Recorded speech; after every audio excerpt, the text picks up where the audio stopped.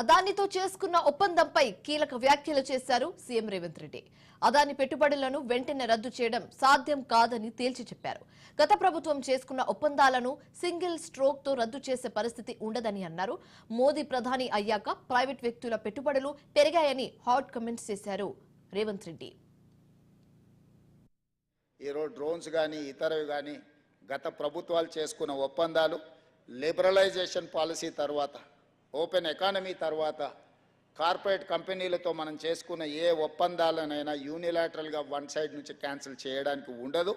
డెఫినెట్గా మీరు చెప్పిన విషయాన్ని రాష్ట్ర ప్రభుత్వం పరిశీలిస్తుంది.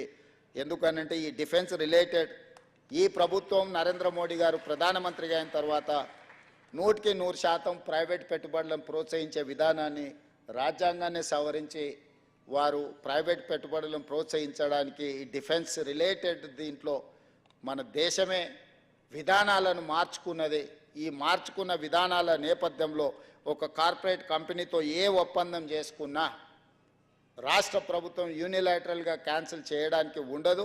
డెఫినెట్గా మీరు ఏదైతే అంశాలను ప్రస్తావించిందో ఈ వేదిక ప్రస్తావించిందో ఇక్కడ అదానీ అనేది సమస్య కాదు.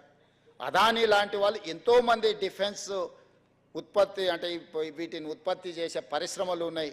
వాటన్నిటి పట్ల ఒక విధానపరమైన నిర్ణయం తీసుకోవాలి. డెఫినెట్గా మీరు ఇచ్చిన సూచనను వ్యక్తులను దృష్టిలో పెట్టుకోవడం కాదు, విధానపరమైన ఆలోచనలతోని ప్రభుత్వం వైపు నుంచి చేయగలిగిన ప్రయత్నాలు ఏమన్నా ఉంటే తప్పకుండా చేస్తామని చెప్తూ మిత్రుల క్రిస్మస్ పర్వదినాన్ని పురస్కరించుకొని క్రైస్తవులకు శుభాకాంక్షలు